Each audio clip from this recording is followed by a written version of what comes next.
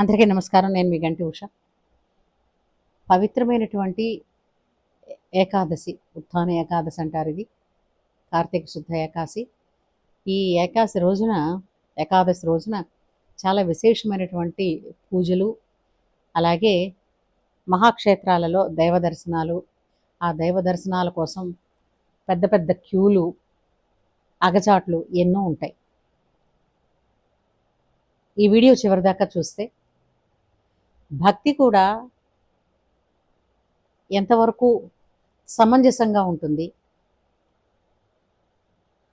అందులో ప్రాక్టికాలిటీ ఎంత ఉంది, ఇవి మనం ఆలోచించుకోవాల్సిన విషయాలండి. లేదనుకోండి, మన ఆలోచన మంచిదే కావచ్చు, భక్తితో దర్శనాలకని వెళ్ళిన వాళ్ళు ప్రాణాలతో క్షేమంగా ఇంటికి రావాలి కదా. అలా అక్కడి నుంచి అక్కడే అనంతలోకాలకి వెళ్ళిపోకూడదు కదా. అలాంటివి జరగకూడదు అని అంటే మనం కొన్ని విషయాలు మాట్లాడేసుకోవాలి. అందుకోసం ఈ వీడియో చివరిదాకా చూడండి. ఇట్లాంటి మనకు ఉపయోగపడేవి, సమాజానికి ఉపయోగపడే వీడియోస్ మీ దగ్గరికి ప్రతిరోజు రావాలి అని అంటే వెంటనే మీరు సబ్స్క్రైబ్ చేసి పెట్టుకోండి. ఎందుకంటే మ్యాక్సిమం నా వీడియోస్ నేను 7-8 నిమిషాలు అనుకుంటాను, బట్ మనతో ఈ విషయం చెప్పడం మర్చిపోతానేమో అన్న ఉద్దేశంతో విపులంగా చెప్పడంలో 14 నిమిషాలు 17 నిమిషాలు అప్పుడప్పుడు అవుతూ ఉంటుంది. బట్ 15 నిమిషాలు అంతవరకే ఉంటాయి. 7-15 నిమిషాల లోపు ఉంటాయి. తప్పకుండా చూడండి. అలాగే మీరు ఇంతవరకు నన్ను ఆదరిస్తున్నందుకు కృతజ్ఞతలు, శుభాభినందనలు. రేపు క్షీరాబ్ది ద్వాదశి, దానిని కూడా చాలా ప్రశాంతంగా ఆహ్లాదంగా జరుపుకుందాం. ఎక్కడా తొందరపడతాను వద్దు. సరే, ఈరోజు ఏకాదశి కదా, పవిత్రమైనటువంటి రోజు. చాలామంది నది స్నానాలు చేస్తారు, సత్యనారాయణ వ్రతాలు చేస్తారు, దివ్యక్షేత్రాలలో ఉండేటటువంటి దైవ దర్శనాలు చేసుకుంటారు. అలాగే ఇంటి దగ్గర ఉపవాసాలు ఉంటారు, ఇళ్లల్లో ఎన్నో చాలా జరుగుతాయి. మొత్తం మీద ఏకాదశి రోజు అనేది చాలా ఆధ్యాత్మికంగా జరుగుతుంది ఎక్కడైనా. అలాగే శ్రీకాకుళం జిల్లాలో ఉండేటటువంటి కాశీబుగ్గ అనే ప్రాంతంలో ఒక ప్రైవేటు యాజమాన్య పరిధిలో ఉన్నటువంటి ఒక వెంకటరమణమూర్తి గుడి. ఆ గుడికి ఈవేళ ఒక్కసారిగా భక్తుల పోటు పెరిగి అక్కడ అనుకోని విధంగా తోపులాట జరిగి దాదాపుగా 10-12 మంది మధ్యలో చనిపోయారు. ఇంకా కొంతమంది చనిపోయే పరిస్థితుల్లో తీవ్రమైనటువంటి గాయాలతో ఆసుపత్రుల్లో చికిత్స పొందుతున్నారు. కానీ మృతుల సంఖ్య ఇంకా పెరిగేటట్టే ఉంది అని చెప్పి అంటున్నారు. ఇప్పుడే దీని గురించి మన మోడీ గారు కూడా స్పందించారు, చంద్రబాబు నాయుడు గారు స్పందించారు. అంటే ఇప్పుడు చూడండి, ఎక్కడైనా ఎస్టిమేషన్ ఉండాలి. ఇప్పుడు దేవాలయాలు ఉన్న చోట ఈ మధ్యన మీడియా పెరిగి దేవాలయాలు వాళ్ళు ఎక్కువగా ప్రాచుర్యం చేసుకుంటున్నారు, మంచిదే. కానీ మనం ఎంతవరకు చేశామో దానికి తగ్గట్టుగానే గనక భక్తులు వస్తే వాళ్ళకి మనం సదుపాయాలు ఏమి చేయగలము అన్న ఆలోచన ఉండాలి. ఎందుకంటే అంచనాలు సరిగ్గా వెయ్యలేకే అంచనాలు తారుమారవడం వలన ఇలాంటివి జరుగుతాయి. ఇంతవరకు ఆ గుడికి 1000-1200 మంది మధ్యలో వచ్చేవారు. 1000-1200 మంది అంటే ఆ గుడిని చూశారు కదా, బయటన ఎంత కనపడుతుందో ద్వారం. అదే చాలా ఎక్కువ అండి. ఎందుకంటే అందరికీ కూడా ఒకే సమయంలో దర్శనం చేసేసుకుందాం, ఎంత వేగం దర్శనం అయిపోతే ఇళ్ళకి వెళ్ళిపోదాం. అంతేకాకుండా ఇంతమందిలో ఇటువంటి దేవాలయంలో నేను దర్శనం చేసుకుని వచ్చేసాను అన్న ఒక తృప్తి కోసం ఈ రోజునట 20,000 మంది నుంచి 30,000 మంది మధ్యలో వచ్చారట. ఎక్కడైనా పొంతనుందండి? 1000-1200 మంది వచ్చేదానికి ఒక్క పట్టున దానికి 20-25 రెట్లు ఎక్కువ మంది వచ్చేస్తే ఆ దేవాలయ పరిధి, అక్కడ దేవాలయ సిబ్బంది కాసుకోగలరా? దాని పర్యవసానాలు ఎలా ఉంటాయి అన్న ఆలోచన వద్దా? ముందు జాగ్రత్త చర్యగా ఏమైనా చేపట్టారా? ఎందుకంటే పల్లెటూళ్ళల్లో వాళ్ళు ఇదిగో ఇలాంటి ప్రత్యేకమైనటువంటి దినాలలో వాళ్ళు దైవ దర్శనాల కోసం వస్తారు. దైవాన్ని దర్శనం చేసుకోవాలంటే కేవలం డైరెక్ట్గా దైవం దగ్గరికే వెళ్ళిపోయారు వాళ్ళు. ఇంకా కుటుంబాల పరిస్థితి ఏంటి? అట్లాగే నేను భక్తి అన్నది ఉండాలండి, ఖచ్చితంగా ఉండాలి, కాదంటలేదు. భక్తిని ఇప్పుడు వాళ్ళ గొప్ప దైవ దర్శనం చేసుకుంటే గొప్ప భక్తులు, దర్శనం చేసుకోలేని వాళ్ళు అసలు భక్తుల కేటగిరీలోంచి 4 మెట్లు దిగిపోతారు అని ఎక్కడుంది? భక్తిని కొలిచే యంత్రం కానీ, సాధనం కానీ, తూనిక కానీ ఎవరి దగ్గర ఉందండి? ఎవరి దగ్గర ఉంది? ఎవరు తోచగలరు? మన భక్తి ఎంతో తెలిసినది ఎవరికి? మన ఇష్టదైవానికి, మన పరమాత్మకి తెలుసు ఎవరి భక్తి ఎంత, భక్తిలో స్వచ్ఛత ఎంత ఉంది, డాబ్ ఎంత ఉంది తెలుసు ఆయనకి. ఇక ఆయన దగ్గర తల్లి పుట్టిల్లు మేనమావ దగ్గర అంతే కదా.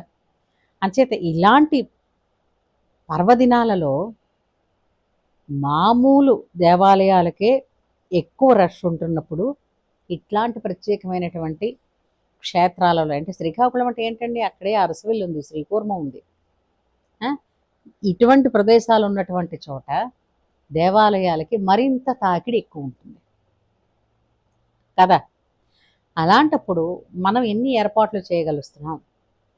భక్తులు వస్తారు, ఉండిల్లో డబ్బులు వేస్తారు, బాగానే ఉంది, కానీ వాళ్ళకి ఇచ్చే సదుపాయాలు ఏంటున్నాయి?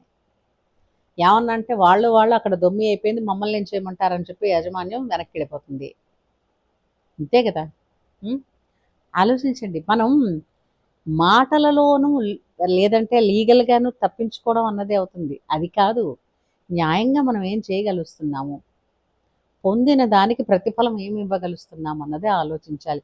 అలాగే మనందరికీ కూడా చెప్తున్నాను, ఇలాగా అంతంత రష్షుల్లో చంటి పిల్లల్ని కూడా తీసుకుని వెళ్ళిపోయి దర్శనాలు చేసేసుకుందాం అన్న పిచ్చికి వెళ్ళకండి.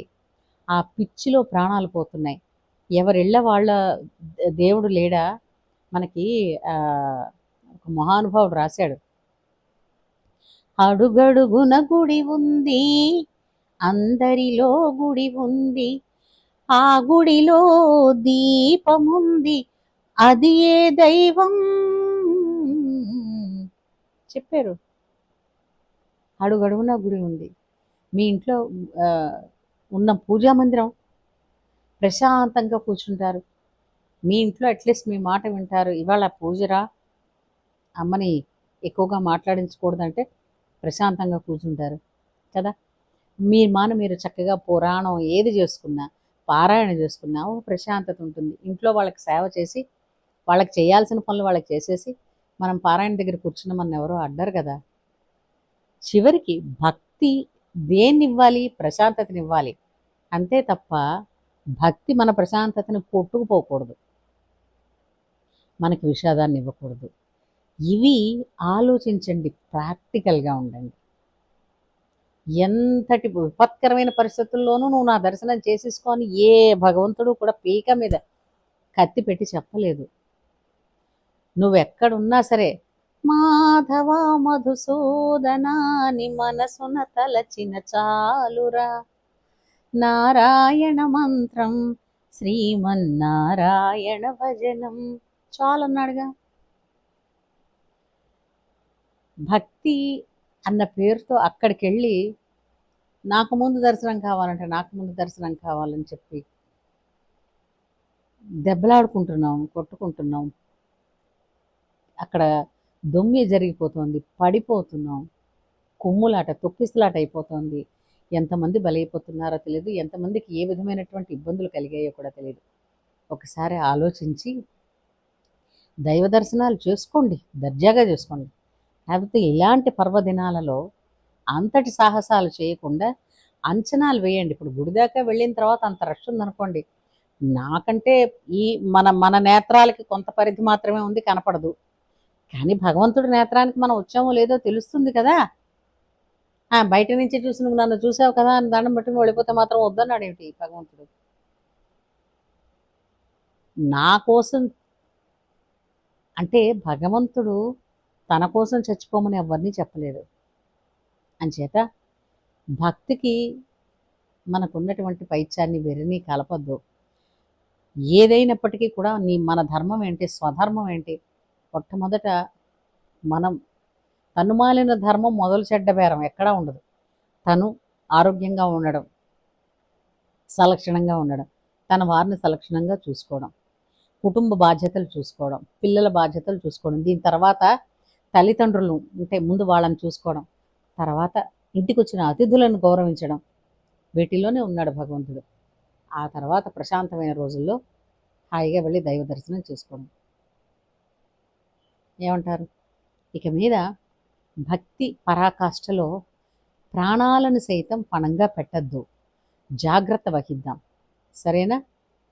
ఇలాంటి దుర్ఘటనలు ఇంకెప్పుడు జరగకూడదని, అందరూ అప్రమత్తంగానూ ఉండాలని, ఎందుకంటే క్షేమంగా వెళ్ళి లాభంగా రావడం అన్నదే సిద్ధిస్తూ ఉండాలని, లోకా సమస్త సుఖినోభవంతుగా ఉండాలని కోరుకుంటూ ఉంటాను.